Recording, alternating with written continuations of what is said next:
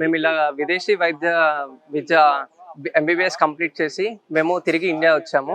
మేము December 2022 exam FMG screening exam licence exam అనేది మేము రాసి ఆ ఎగ్జామ్ క్లియర్ చేసి మాకు ఎన్టీఆర్ హెల్త్ యూనివర్సిటీ, అప్పుడు వైఎస్ఆర్ హెల్త్ యూనివర్సిటీ ఉంది, వైఎస్ఆర్ హెల్త్ యూనివర్సిటీ వాళ్ళు మాకు 1 year అలాట్మెంట్ ఆర్డర్ ఇచ్చారు.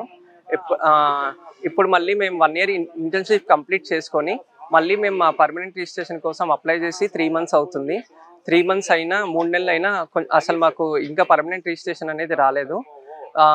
ఇప్పుడు అడిగితే కౌన్సిల్ ఫామ్ కావాలి, కొత్తగా చైర్మన్ రావాలి, కౌన్సిల్ ఫామ్ కావాలి అని చెప్పి డిలే చేస్తున్నారు. ఇప్పటికీ 3 months అయింది, కానీ ఏమీ రెస్పాన్స్ అనేది లేదు. రిజిస్టర్ సార్ని అడిగిన కౌన్సిల్ ఫామ్ కావాలి, ఇంకా డిసిషన్ అనేది పెండింగ్ ఉంది, వెయిటింగ్ ఫర్ కౌన్సిల్ డిసిషన్ అని చెప్తున్నారు. యాజ్ పర్ ఎన్ఎంసీ రూల్స్ ప్రకారం మాకు 1 year అలాట్మెంట్ ఆర్డర్ ఇచ్చినప్పుడు 1 year కంప్లీట్ అయిపోగానే పిఆర్ అనేది ఇవ్వాలి. వేరే అదర్ స్టేట్స్ వాళ్ళందరికీ పిఆర్ అనేది ఇష్యూ చేస్తున్నారు. ఒక్క ఏపీ మెడికల్ కౌన్సిల్ వాళ్ళు ఒక్కళ్ళే డిలే చేస్తున్నారు. కాబట్టి దయచేసి మాకు పర్మనెంట్ రిజిస్ట్రేషన్ అనేది తొందరగా ఇవ్వాలని మనవి చేసుకుంటున్నాము. ఈ రోజు నారా లోకేష్ గారిని కూడా కలిసి మేము వాళ్ళకి కూడా ఒక వినత పత్రం అనేది ఇచ్చాము. నారా లోకేష్ గారు కూడా మేము కూడా మీ రిజిస్టర్ గారితో మాట్లాడి మేము మీకు ఎంత మటుకైనా హెల్ప్ చేయడానికి అనేది మేము సహకరిస్తామని మాకు చెప్పారు. ఎన్టీఆర్ హెల్త్ యూనివర్సిటీ సంబంధించి గతంలో పేరు మార్చారు, వైఎస్ఆర్ హెల్త్ యూనివర్సిటీ పేరు మార్చారు. దాని వల్ల కూడా మీకు డిలే జరిగిందని అనుకుంటున్నారా? కౌన్సిల్ అనేది ఎప్పుడైతే పేరు మార్చారో ఎలక్షన్స్ అయిపోయినా అప్పుడు నుంచి కౌన్సిల్ అనేది లేదు. ఎప్పుడైతే కౌన్సిల్ లేదు కాబట్టి మాకు అనేది పర్మనెంట్ రిజిస్ట్రేషన్ అనేది డిలే అవుతుంది. అదే కనుక కౌన్సిల్ ఫామ్ అయ్యి ఉంటే, చైర్మన్ కౌన్సిల్ ఫామ్ అయ్యి ఉంటే ఇప్పటికీ మాకు పిఆర్ వచ్చేది. వీళ్ళు కౌన్సిల్ అను చైర్మన్ లేరు కాబట్టి మాకు ఇంత ఘనంగా డిలే అనేది అవుతుంది. అంటే గత ప్రభుత్వంలో ఏదైతే వైఎస్ఆర్ పేరు పెట్టకుండా ఎన్టీఆర్ యూనివర్సిటీ ఉండేది, అప్పట్లో కౌన్సిల్ ఎమ్మటప్పుడే జరిగేది. కానీ పేరు మార్చడం వల్ల ఈ డిలే అయిందని అనుకుంటున్నారా? పేరు మార్చడం యూనివర్సిటీ అనేది చేంజ్ అయింది కాబట్టి మాకు కౌన్సిల్ అనేది ఇంకా ఫామ్ కాలేదు. ఆ ప్రభుత్వానికి ఈ ప్రభుత్వానికి కౌన్సిల్ అనేది లేదు కాబట్టి ఎప్పుడైతే చైర్మన్ సార్ వెళ్ళిపోయారో అప్పటి నుంచి కౌన్సిల్ లేదు కాబట్టి మాకు 3 నెలలు అనేది డిలే అయింది. ఇంకా ఇప్పుడు మళ్ళీ చెప్తున్నారు ఇంకో 1 year కూడా చేయండి, మీకు కౌన్సిల్ ఫామ్ కాలేదు కాబట్టి. కౌన్సిల్ ఎప్పుడైతే ఫామ్ అవుతుందో అప్పుడు మళ్ళీ మేము పిలుస్తాము, కౌన్సిల్ ఫామ్ అయ్యేదాకా మీరు వెళ్ళి ఇంటర్న్షిప్ చేయండి అని చెప్తున్నారు. కానీ ఇంకో 1 year చేస్తే మేము నెక్స్ట్ ఇయర్ పీజీ రాయడానికి కానీ, గవర్నమెంట్ జాబ్స్ చేయడానికి కానీ, ప్రైవేట్ జాబ్స్ కానీ ఎక్కడ ఏమి చేయడానికి మాకైతే ఎలిజిబుల్ అనేది మేము ఉండము. ఆల్రెడీ ఇప్పటికే 25 సంవత్సరాలు వచ్చినాయి. ఎప్పుడైనా అన్ని తల్లిదండ్రుల మీద ఆధారపడి ఉంటున్నాం.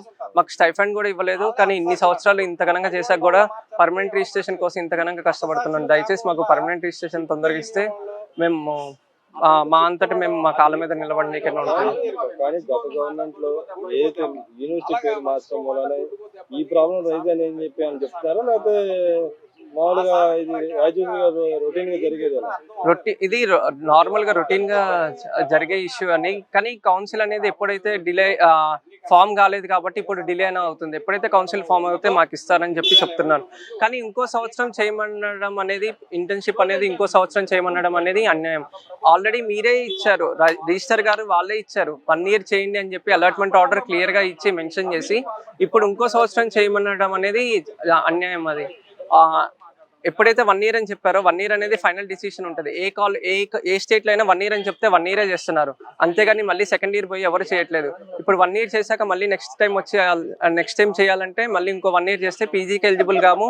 మేము ఎటువంటి గవర్నమెంట్ జాబ్స్ కి కానీ, ప్రైవేట్ జాబ్స్ కి కానీ ఎక్కడ పనిచేయడానికి కూడా వీలు ఉండదు. ఇప్పటికీ మాకు ఇంత ఏజ్ వచ్చినా ఇంకా పేరెంట్స్ మీద ఆధారపడి ఉంటున్నాం. మేము ఆల్రెడీ ఇప్పుడు దాకా మా పేరెంట్స్ కూడా ఇన్ని లక్షలు ఖర్చు పెట్టి మమ్మల్ని ఎంబీబీఎస్ కంప్లీట్ చేయించారు. గతంలో మీరు చదువుకున్న బయటికి చదివా అంటున్నారు, గతంలో ఏదైతే అంబేద్కర్ విదేశీ విద్య ఉందో అలాంటి ఫెసిలిటీ వైఎస్ జగన్మోహన్ రెడ్డి ఇచ్చిన పేరు మార్చాడు. దానివల్ల చాలా మందికి ఇవ్వలేదు కదా, ఎలా అనిపిస్తుంది మీకు? ఇప్పుడు మొత్తం సుమారు 70 మంది ఉన్నాము. మా 70 మందికి కౌన్సిల్ అనేది ఫామ్ గాంధీ కౌన్సిల్ అనేది లేదు కాబట్టి మేము మీకు ఇంకో సంవత్సరం చేసుకున్నామని చెప్తున్నారు. కానీ మాకు విదేశీ విద్య అప్పుడు మాకు ఆ గవర్నమెంట్ లో ఏమి సహకారం అయితే ఏం రాలేదండి. అప్పుడున్న గవర్నమెంట్ అప్పుడు కూడా మాకు ఏం సహకారం అయితే ఏం రాలేదు. మొత్తం మా తల్లిదండ్రుల కృషి తప్ప వాళ్ళు ఏమి సహకారం అయితే ఏం రాలేదు. మాకైతే ఇంత ఏజ్ వచ్చినా ఇంకా తల్లిదండ్రుల మీద ఆధారపడి ఉంటున్నాం కాబట్టి మాకు ఈ సమస్యకు సంబంధించిన పరిష్కారం కోసం ట్రై చేశారు అప్పుడు గవర్నమెంట్? ఆ గవర్నమెంట్ వాళ్ళు అంత ముందు వాళ్ళకి ఇచ్చారు. తర్వాత ఎప్పుడైతే కౌన్సిల్ అనేది ఆగిపోయిందో అప్పటి నుంచి మాకైతే ఇంకా ఇవ్వలేదండి. పిఆర్ అనేది ఇష్యూ చేయట్లేదు. ఎప్పుడైతే కౌన్సిల్ ఆగిపోయిందో అప్పటి నుంచి పర్మనెంట్ రిజిస్ట్రేషన్స్ అనేది ఎవరికి ఇవ్వట్లేదు. ఆ తప్పు ఎందుకని జరుగుతుంది అంటారు? డిలే ఎందుకు జరుగుతుంది? గత గవర్నమెంట్ చేసిన తప్పుల మూలన, లేకపోతే మామూలుగా జరగలేదు అనుకుంటున్నారు? ఇది గవర్నమెంట్ వలన అనేది ఎవరిది ఉందో తెలియదు, కానీ ఫస్ట్ డిలే అనేది కౌన్సిల్ వల్ల డిలే అవుతుంది. ఎప్పుడైతే కౌన్సిల్ ఫామ్ అయితే ఆటోమేటిక్ గా మాకు పర్మనెంట్ రిజిస్ట్రేషన్స్ ఇస్తామని చెప్తున్నారు.